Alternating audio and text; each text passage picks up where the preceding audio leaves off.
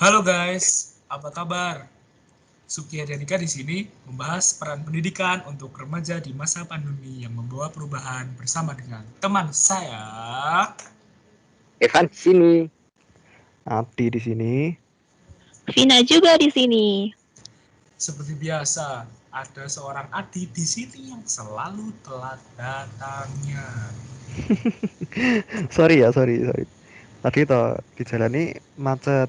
Jadi aku kepaksa ngambil jalan lain. Nah, aku kayak ngambil jalan yang salah. Nah, makanya aku jadi telat.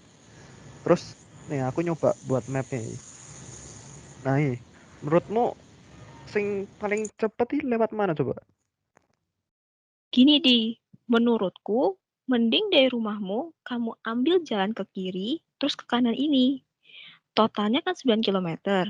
Lebih jauh sih daripada kamu ambil jalan yang dari rumahmu ini yang 8 kilometer. Tapi kan nggak macet daripada ngambil jalan yang dekat tapi macet. Lama kan jadinya? Oh iya. Oke.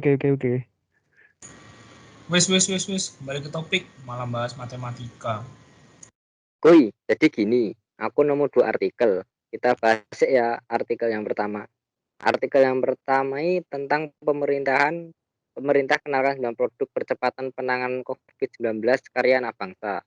Kurang lebih intinya tentang hasil karya remaja anak bangsa. Menurutmu gimana, Vin? Setelah aku baca-baca artikel ini, menurutku peran pendidikan untuk remaja di masa pandemi ini sangat penting. Meskipun menjalani sistem pembelajaran yang berbeda. Dengan dasar ilmu yang telah dimiliki, terbukti nih, banyak mahasiswa yang tidak putus semangat berkarya dan berinovasi, sehingga dapat membawa perubahan.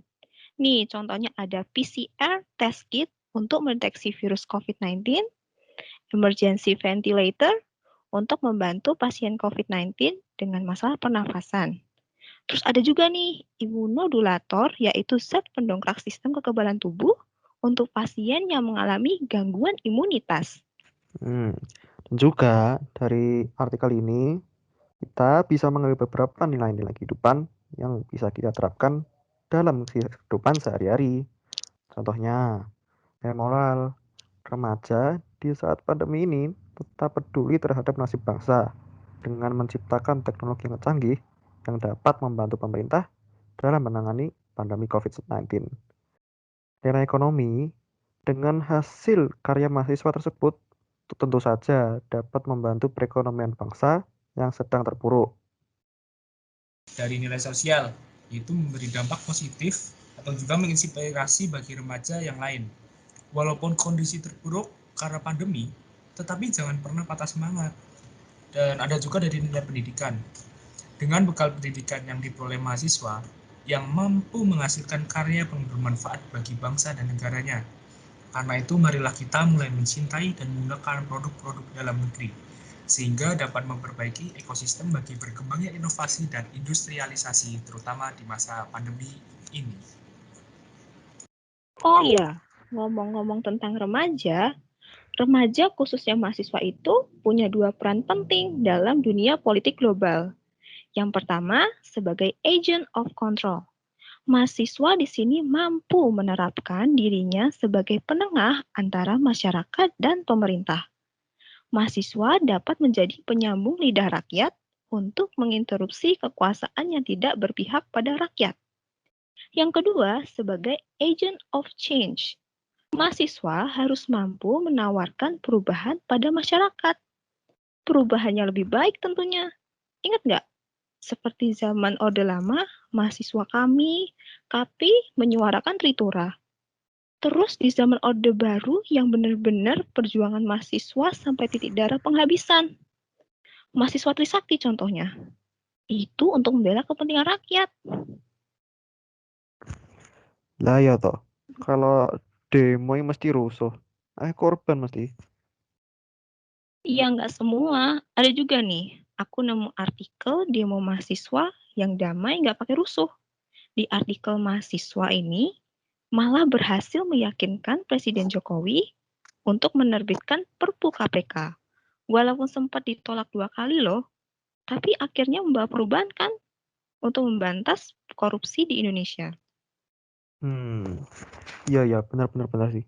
Artikel gue membuktikan demo mahasiswa murni menyuarakan aspirasi rakyat, bukan titipan politik praktis tertentu. Kui nilai edukasinya. Bener kan? Menarik toh kalau bahas artikel-artikel, wawasan luas. Kita bisa tambah pinter. Jadi intinya meskipun pada masa pandemi gini, kita sebagai remaja pelajar harus tetap fokus berpikir dan berkarya untuk membawa perubahan yang baik. Oke. Terus artikel kedua, kayak tadi bahas apa, Van?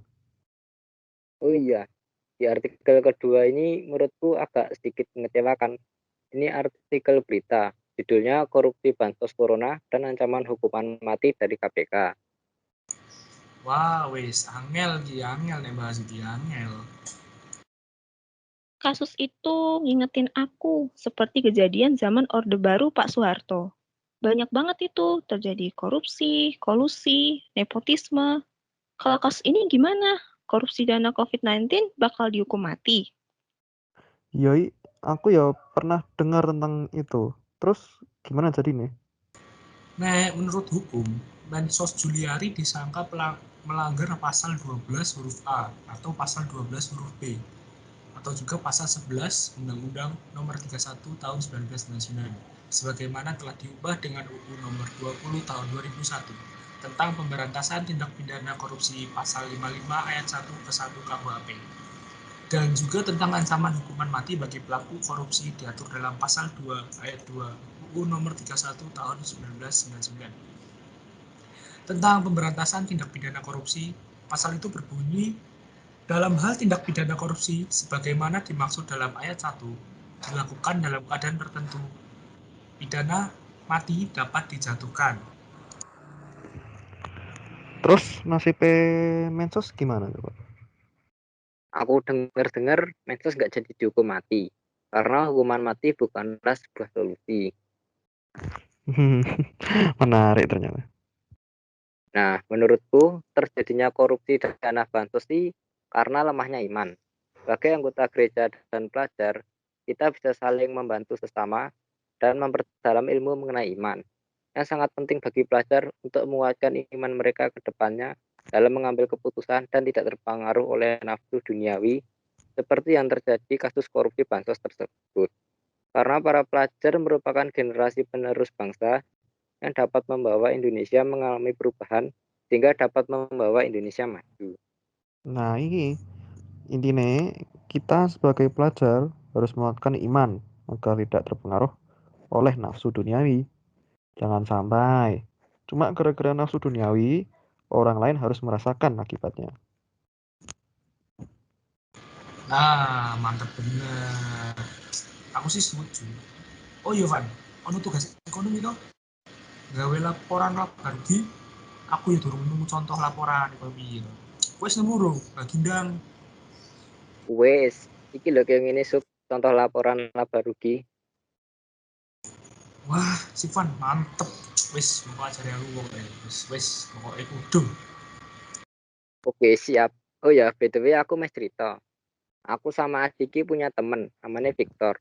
Bapaknya Victor ki wes gak kerja di PHK mergo sakit-sakitan. Untung kakak sama ibu masih kerja. Pas aku bareng Evan di rumah Victor, dia lagi buat aplikasi letter tuh, aplikasi letter. Tak tanya lagi buat apa toh? Ternyata dia mau coba ngelamar pekerjaan jadi shopkeeper di Indo April gitu.